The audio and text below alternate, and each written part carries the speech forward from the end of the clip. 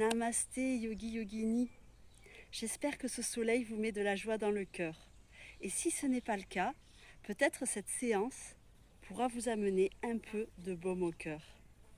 Ce matin, j'avais envie de vous proposer une séance complète qui va permettre d'améliorer la digestion.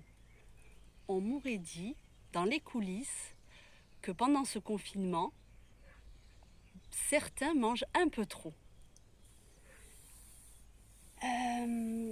Les étirements et les torsions des postures qui vont être proposées vont permettre de contracter et de détendre tour à tour l'estomac, ce qui va provoquer une stimulation de la digestion.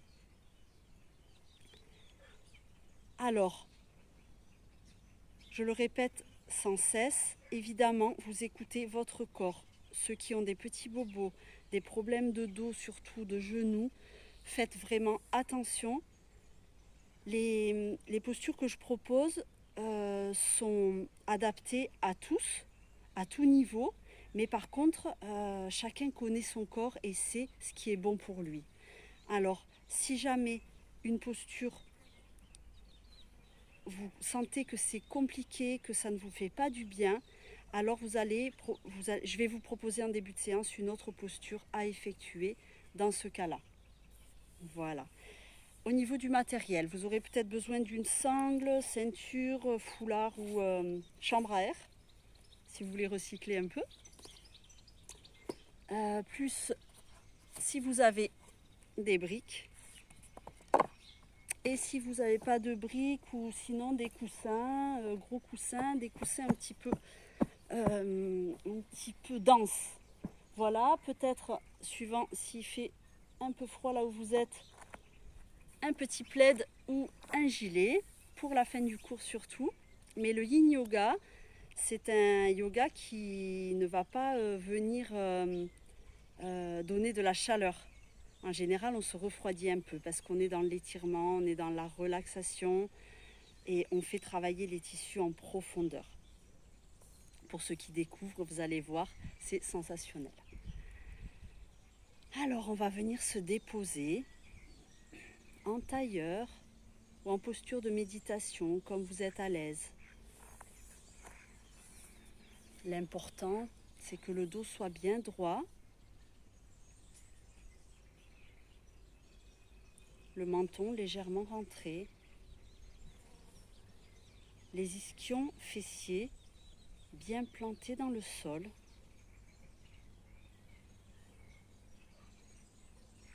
Et le haut du crâne tend vers le ciel. Créez de l'espace entre vos épaules et vos oreilles.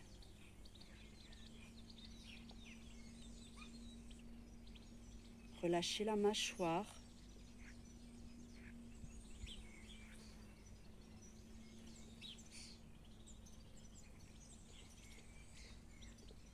Et entrez dans votre bulle de sérénité.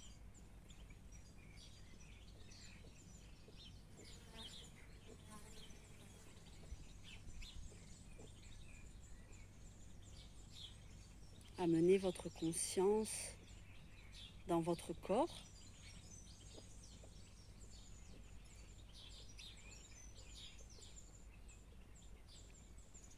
Essayez de ressentir les points de contact entre votre corps et le sol, entre le sol et votre corps.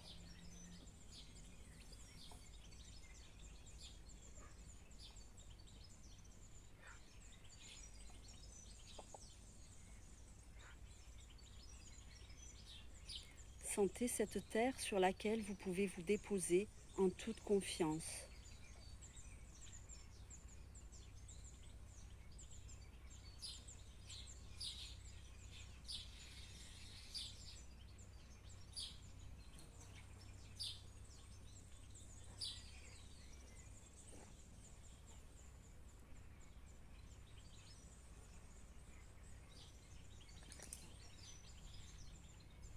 Puis essayez de sentir les zones de votre corps auxquelles vous pouvez amener de la détente tout en gardant votre verticalité.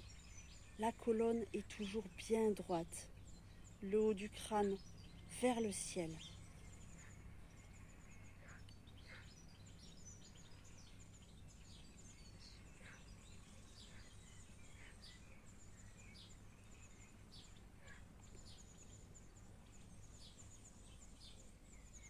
Inspire et expire avec conscience par le nez.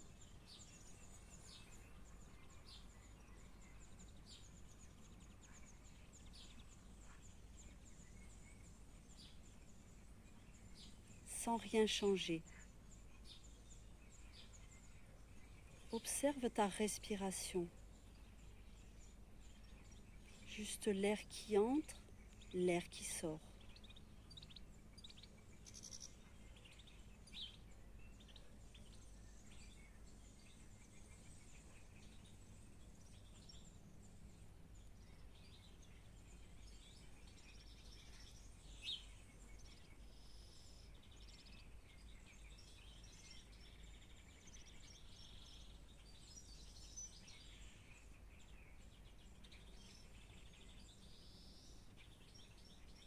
Ressens ta respiration qui peu à peu devient plus longue, plus profonde. Ton mental se calme.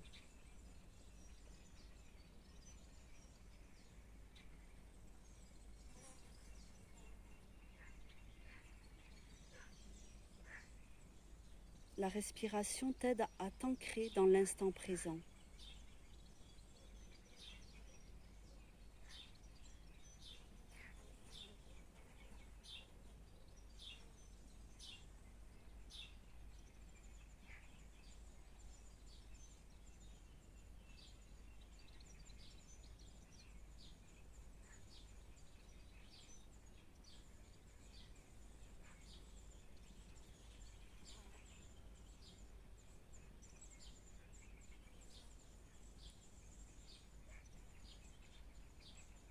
Puis je te propose de venir poser une intention pour cette séance. Un sankalpa, cette petite graine que tu vas venir planter dans ton corps et qui par la pratique et la conscience va venir germer, pousser et donner ses fruits. Tu peux peut-être poser une intention par rapport au thème de la séance, mais aussi pour ce que tu veux voir germer dans ta vie.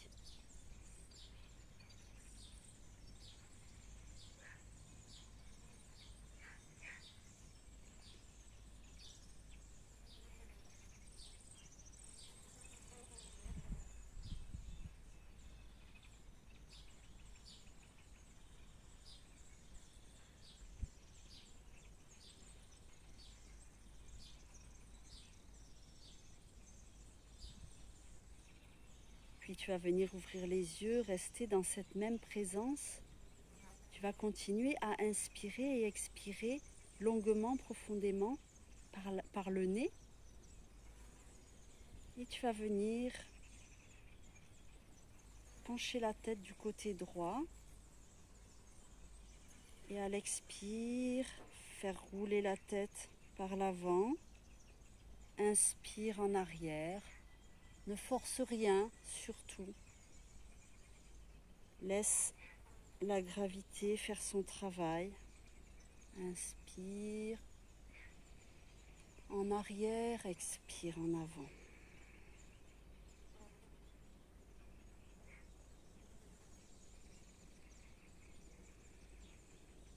Puis tu changes de sens. Inspire en arrière, expire en avant.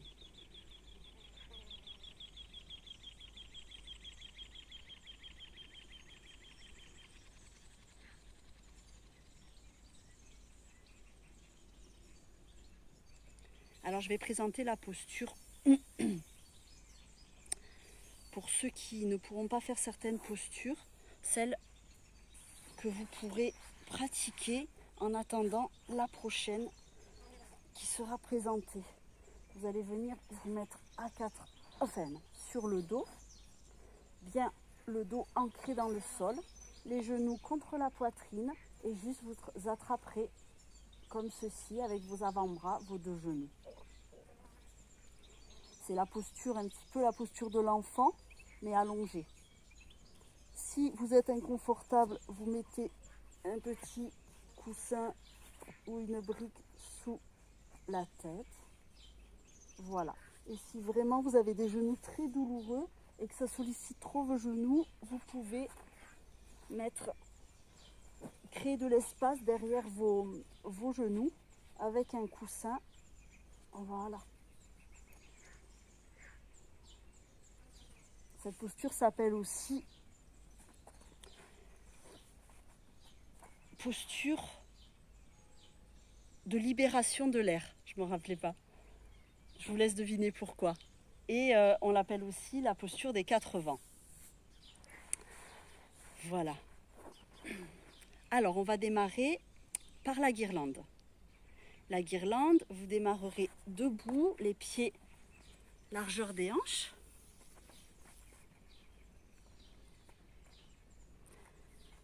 Vous viendrez juste peut-être ramener vos doigts de pied légèrement vers l'extérieur. Vous allez venir faire un soleil avec vos bras, ramenez vos bras tendus vers le ciel. Regardez le bout de vos doigts, ramenez les paumes de main l'une contre l'autre et vous viendrez ramener les fesses vers le tapis. Les coudes à l'intérieur des genoux, les mains en mudra de prière contre les pouces contre le cœur. Donc en fait, les coudes vont venir pousser légèrement vos genoux vers l'arrière. Ceux qui n'ont pas les talons qui touchent le sol peuvent soit rouler le tapis et pratiquer de cette manière, soit ramener des briques. C'est important que les talons soient sur quelque chose de dur.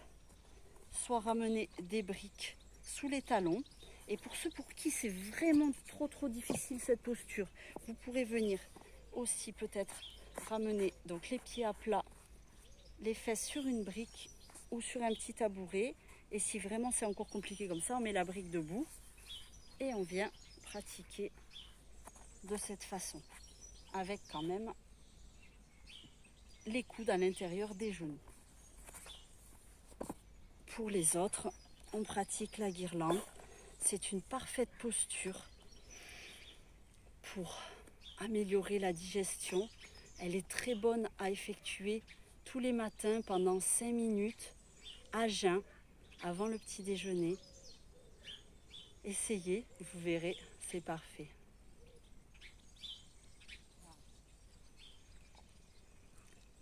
Et ce matin, vous restez dans cette même énergie.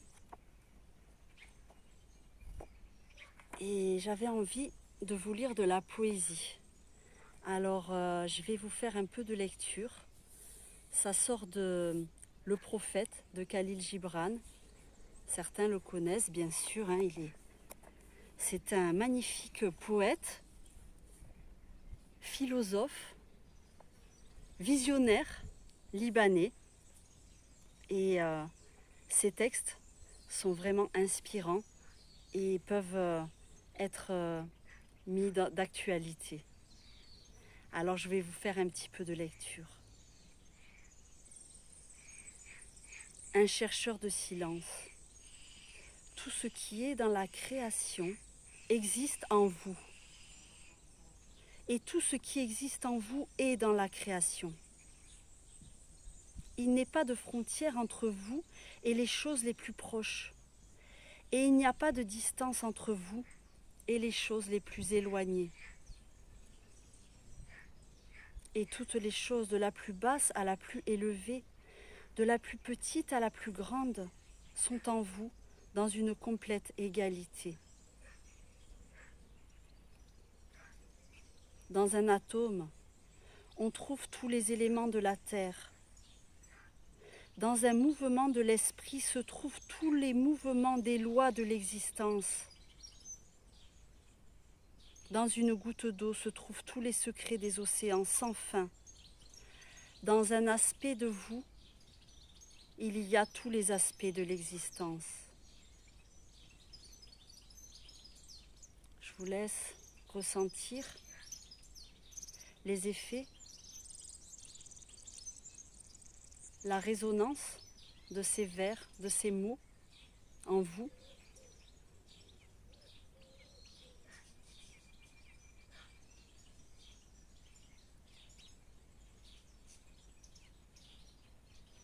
Prenez conscience de vos sensations corporelles. Restez connecté à votre respiration. Et si la posture commence à être inconfortable, alors accueillez cet inconfort tout en restant dans l'immobilité, dans la présence.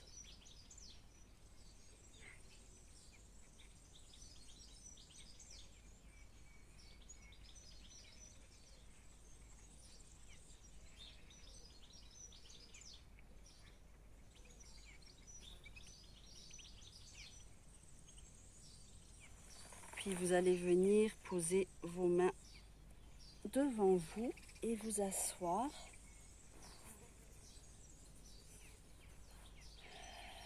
Et juste observer, peut-être faire des petits mouvements d'épaule, des petits mouvements avec votre corps, ce qui vous semble juste et bon sur le moment.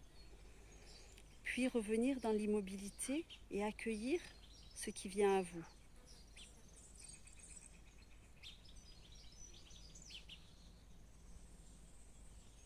Le yin yoga est un yoga qui bouleverse parfois au niveau émotionnel. La poésie vient toucher aussi aux émotions. Donc c'est possible que des émotions vous submergent. Juste, il est important de les accueillir, de les laisser nous traverser, puis de les laisser couler à travers la terre, si vous voulez.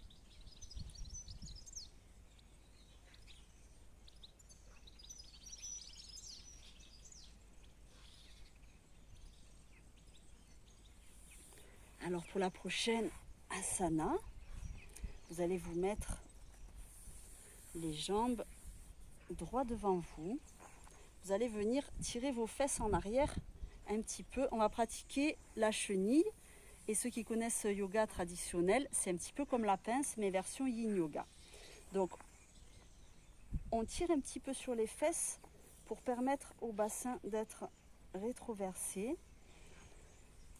Les pieds flexent devant, mais on ne va pas les tendre énormément comme pour le yoga traditionnel, Ashtanga ou autre. On va juste les faire une légère flexion et les laisser un petit peu souples. Les jambes sont tendues devant. Le dos est bien droit, les ischions fessiers bien plantés dans le sol. On va venir inspirer, lever les bras, tirer vers le ciel le bout des doigts pour créer de l'espace dans la colonne. Et vous viendrez chercher loin devant d'abord. Puis quand vous sentez que vous êtes arrivé au point où ça coince un petit peu, alors là vous venez poser vos mains sur le sol et arrondir le dos, laisser pencher la tête. Certains, ça sera vraiment très compliqué comme posture. Ça vient étirer tout l'arrière des jambes, des ischions jambiers. Vous pourrez peut-être mettre un bloc afin que le bassin soit bien rétroversé et pratiquer ainsi. Pour d'autres, si vous sentez que c'est juste, vous pourrez venir ramener un coussin. Bon, normalement, on a un coussin un peu plus long, un peu sous les genoux. Voilà. Et faire pratiquer cette posture avec les genoux un petit peu pliés.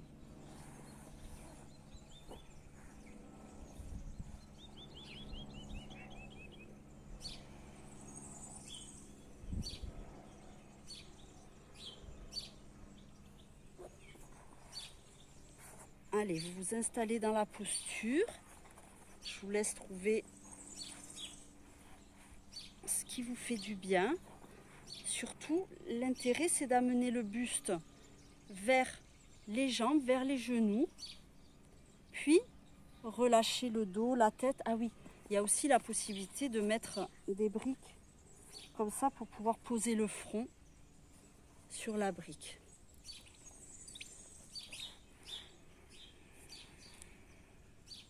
Et là, vous venez relâcher tout ce qu'il est possible de relâcher.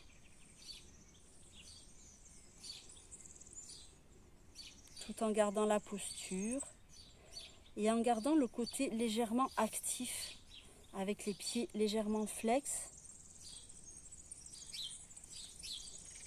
Le yin yoga, c'est ça, c'est trouver l'équilibre entre ce que son corps peut faire, le côté relaxant des postures, cette détente, ce lâcher prise total, et en même temps en restant actif. On ne fait pas du yin yoga pour faire la sieste. Et vous venez ramener votre conscience sur votre respiration par le nez, respiration longue et profonde qui va vous aider à tenir cette posture dans la parfaite immobilité. En yin yoga, on tient les postures entre 3 à 10 minutes pour permettre à l'énergie de circuler. C'est cette immobilité qui va permettre en fait de déverrouiller certaines zones de votre corps, de venir travailler dans les tissus profonds, de venir restaurer, réparer vos muscles, vos fascias, qui va venir délier les articulations.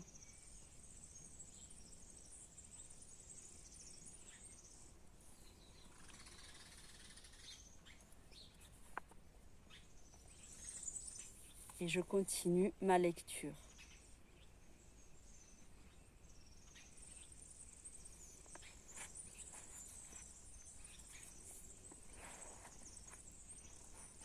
Alors, Almitra dit, « Parle-nous de l'amour. » Il leva la tête et regarda les gens, et un calme les envahit. Et d'une voix puissante, il dit, « Lorsque l'amour vous fait signe, suivez-le, même si ses voies sont dures et raides. Et lorsque ses ailes vous enveloppent, cédez-lui, quoique la lame cachée dans son plumage puisse vous blesser. Et lorsqu'il vous parle, croyez-le. Quoique sa voix puisse fracasser vos rêves, comme le vent du nord qui saccage le jardin. Car de même que l'amour peut vous couronner, de même il peut vous crucifier. Car il est fait pour vous aider à croître, comme pour vous élaguer.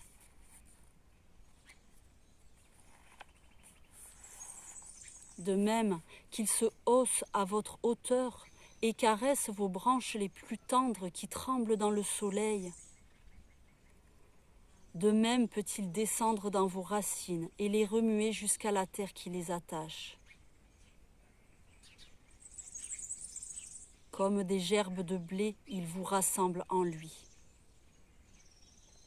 Il vous bat pour vous rendre nus. Il vous tamise pour vous libérer de votre enveloppe. Il va vous moudre jusqu'à la blancheur. Il vous pétrit jusqu'à vous rendre souple. Et alors, il vous assigne à son feu sacré pour que vous deveniez du pain sacré pour le festin de Dieu. L'amour fera tout cela pour que vous connaissiez les secrets de votre propre cœur et, de par cette connaissance, deveniez fragment du cœur de la vie. Mais si dans votre peur, vous ne cherchez que la paix de l'amour et le plaisir de l'amour, alors il vaut mieux pour vous Couvrir votre nudité et sortir de l'ère de battage de l'amour. Et aller dans un monde sans saison pour rire, mais non de tous vos rires, et pleurer, mais non de toutes vos larmes. L'amour ne donne rien que lui-même et ne prend rien que de lui-même. L'amour ne possède pas ni ne veut être possédé, car l'amour se suffit de l'amour. Lorsque vous aimez, vous ne devriez pas dire « Dieu est dans mon cœur », mais bien plutôt « Je suis dans le cœur de Dieu ». Inutile de penser que vous pouvez diriger le cours de l'amour, car l'amour, s'il vous trouve digne, dirige votre course. L'amour n'a pas d'autre désir que celui de son accomplissement. Mais si vous aimez, la plupart des besoins ayant des désirs, que vos désirs soient, se mêler et être comme un ruisseau qui chante sa mélodie dans la nuit. Goûter la douleur de trop de tendresse, être blessé par sa compréhension de l'amour et saigner volontairement et joyeusement. Se lever à l'aube avec un cœur ailé et rendre louange pour cette autre journée à aimer. Prendre du repos à midi et méditer sur l'extase amoureuse. Rentrer avec gratitude chez soi au crépuscule, et alors s'endormir avec une prière en son cœur pour l'aimer et un chant de grâce sur les lèvres.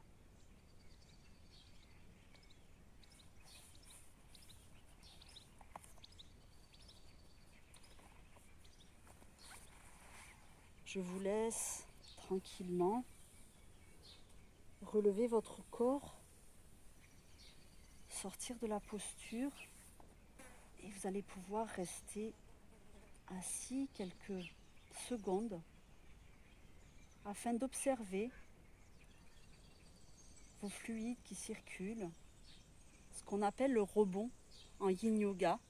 C'est quand on sort de la posture, on est venu juste avant stresser certaines zones exprès pour que ça fasse son effet, que ça fasse son travail. On vient stresser des zones, des parties du corps, et quand on sort de la posture, il y a un rebond, c'est-à-dire que vous allez sentir peut-être des parties qui chauffent, les fluides qui circulent différemment, vous allez ressentir peut-être des émotions qui vous envahissent, et peut-être une grande paix, une sérénité. Essayez d'être dans la conscience et accueillir ce qui vient à vous.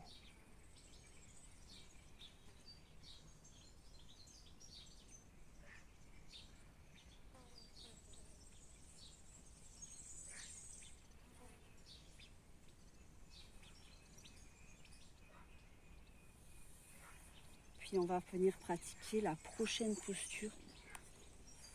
Alors c'est une posture qui risque de solliciter certains par rapport aux genoux.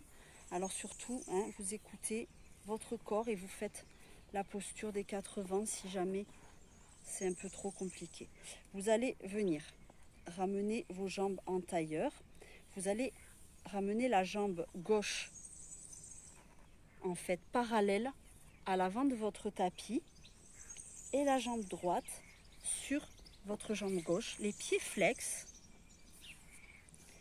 Donc le pied droit vient sur votre genou gauche et le genou gauche sur votre pied gauche. Le genou droit sur votre pied gauche, pardon. S'il y a trop d'écart, si vous êtes comme ça, hop, vous allez ramener des briques. Peut-être une brique d'un côté, c'est possible une brique de l'autre aussi, ou des coussins un peu denses. Pour ceux qui se sentent plus à l'aise, vous mettez au bord de vos fesses un petit coussin afin de permettre au bassin d'être dans une bonne position. Et là, quand vous êtes bien installé, vous allez venir pareil, lever vos bras, regardez le bout de vos doigts, créer de l'espace entre les épaules et les oreilles. Inspirez et venir vers l'avant. Alors dès que vous sentez que ça tire là dans les hanches, parce que ça va travailler l'ouverture des hanches également, vous allez venir juste poser vos 2 mains sur le tapis devant. Gardez le dos droit au départ, enfin le bas du dos bien droit. Et vous pouvez venir relaxer la tête et le haut du dos. Peut-être ramener une brique devant, un coussin, quelque chose. Pour d'autres, évidemment, qui ont une grande souplesse, vous viendrez vous allonger complètement sur l'avant. Si vous devez rester comme ça parce que ça tire déjà, eh bien, restez comme ça. C'est une parfaite posture.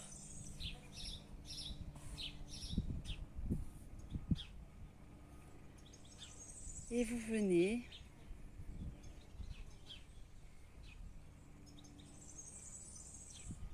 ramener votre conscience dans votre corps.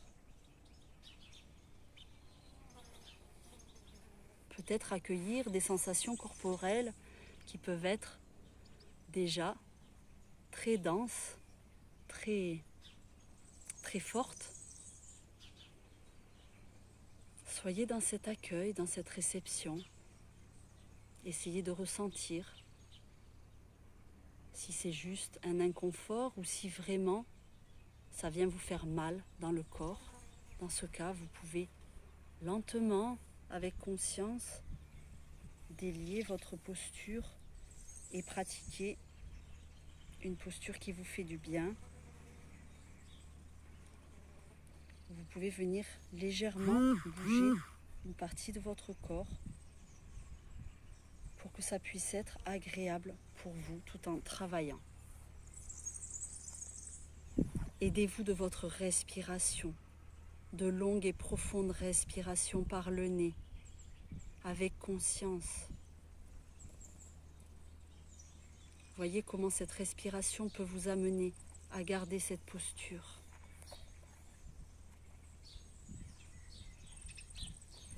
Et je continue ma petite lecture. Alors Almitra parla à nouveau et dit : « Qu'en est-il du mariage, maître ? »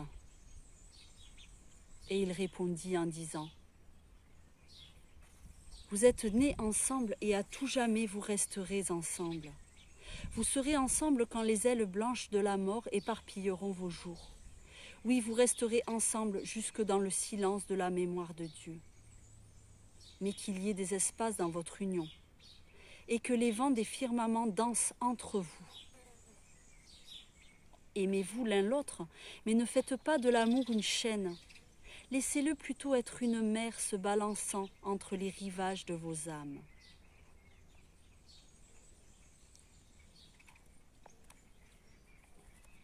Remplissez chacun la coupe de l'autre, mais ne buvez pas à la même coupe. Donnez-vous du pain l'un à l'autre, mais ne mangez pas le même morceau de pain.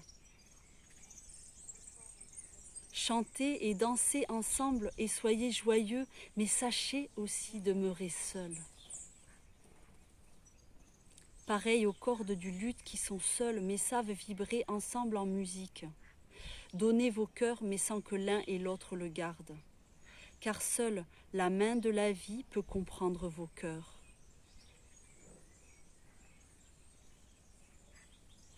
Et restez ensemble, mais pas trop près l'un de l'autre. Car les colonnes du temple se dressent à distance, et le chêne et le cyprès ne poussent pas à l'ombre l'un de l'autre.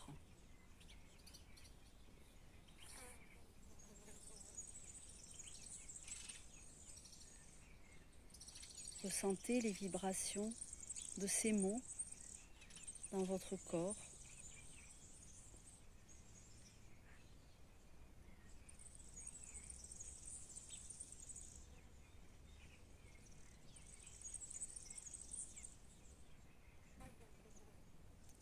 Bien sûr, quand il parle de Dieu, en tout cas moi, je n'y vois aucune connotation religieuse. Dieu, ça peut être la divinité qui est en nous, la divinité qui est dans chaque chose de la terre.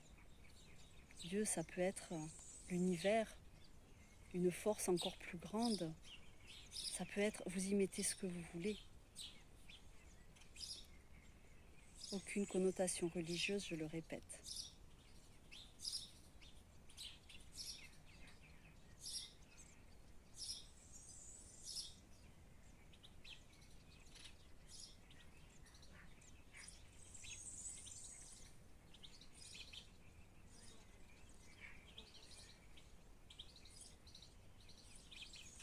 vous allez venir poser vos pieds devant vous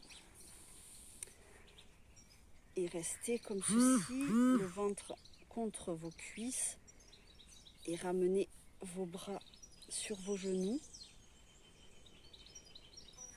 Ressentez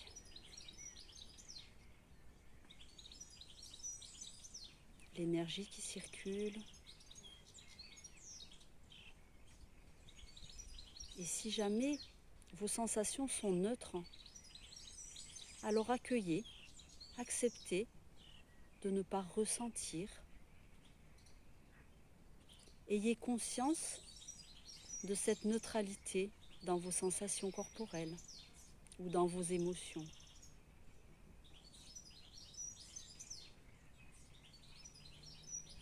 Puis on va pratiquer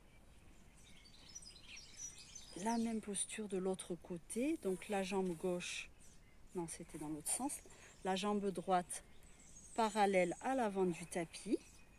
Puis le pied droit vient sur le genou gauche, le pied gauche pardon, sur le genou droit, le genou gauche sur le pied droit.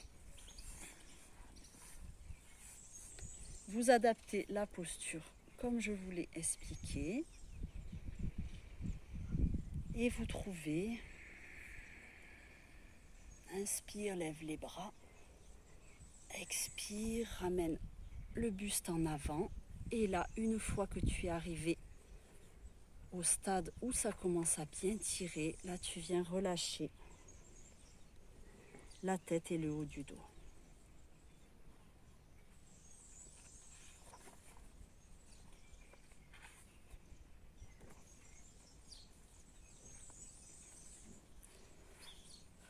Venez ramener votre conscience dans votre respiration qui va vous aider à traverser cet inconfort.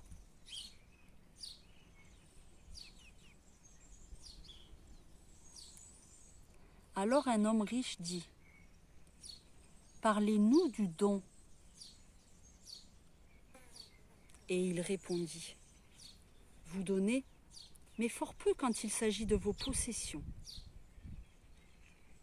C'est lorsque vous donnez de vous-même que vous donnez vraiment. Car que sont vos possessions, sinon des choses que vous gardez et préservez dans la peur du lendemain?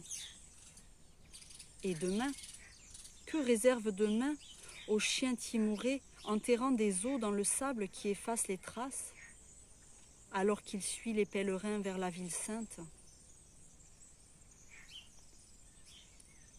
Et qu'est-ce que la peur du besoin, sinon le besoin lui-même? Et redoutez la soif quand votre puits est plein. N'est-ce pas déjà là une soif qui ne peut être étanchée? Il y a ceux qui donnent peu de leur surplus, et ils donnent pour susciter une reconnaissance, et ce désir secret pervertit leurs dons.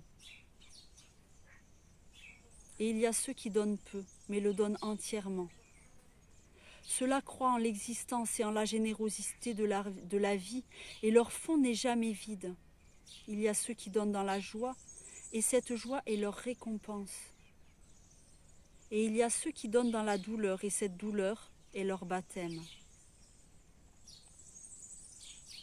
Il y a ceux qui donnent et ne connaissent pas de douleur à ce geste, ni ne cherchent de la joie, ni la conscience d'être vertueux.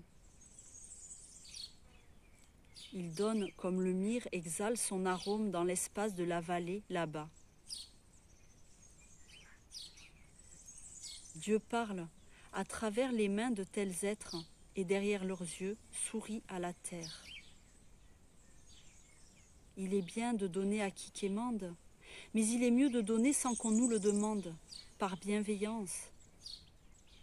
Et pour ceux qui ont les mains ouvertes, la recherche de celui à qui l'on peut donner est une joie plus grande que celle du don. Et que voudriez-vous refuser? Tout ce que vous avez, un jour, sera donné. Donnez donc maintenant, afin que la saison du don soit la vôtre et non celle de vos héritiers. Vous dites souvent, je donnerai, mais seulement à ceux qui en sont dignes. Ni les arbres de votre verger, ni les troupeaux du pâturage ne parlent ainsi. Ils donnent ce que la vie leur donne, car retenir signifie périr. Celui qui a mérité d'obtenir le flux de ses jours et de ses nuits mérite de recevoir tout le reste de vous. Et celui qui est digne de boire à l'océan de la vie est digne de remplir sa coupe à votre petit ruisseau. Et quel mérite plus grand que celui qui se trouve dans le courage et la confiance, voire la charité de recevoir? Et qui êtes-vous pour que les hommes se fendent le cœur et abandonnent leur fierté de telle sorte que vous puissiez contempler leur dignité nue et la contenance de leur amour-propre? Veillez d'abord à mériter d'être vous-même donneur et instrument du don. Car, en vérité, la vie donne à la vie, pendant que vous, qui prétendez être le donateur, vous n'êtes en réalité qu'un témoin. Et vous qui recevez, et vous recevez tous, ne supportez pas la gratitude comme une charge, de crainte d'imposer un joug sur vous-même et sur celui qui donne. Ensemble, élevez-vous plutôt avec le donateur, comme si ces dons étaient des ailes.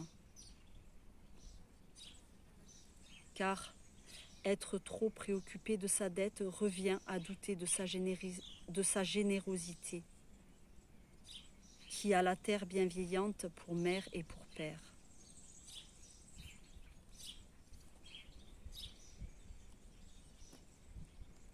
Vous allez pouvoir ramener vos plantes de pied devant vous et refaire la tipi pose en attrapant vos genoux pour vous faire un gros câlin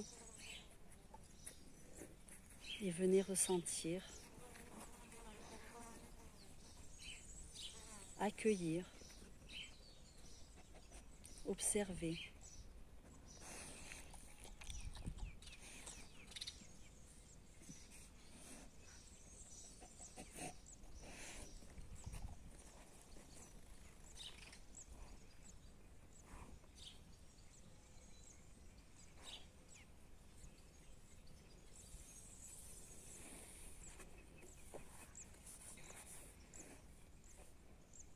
Je vais être obligée de couper la vidéo parce que la séance va être faite en 2 fois. Mon matériel ne me permet pas de faire une longue vidéo d'un seul coup. Alors je vous retrouve pour la deuxième séquence dans quelques instants.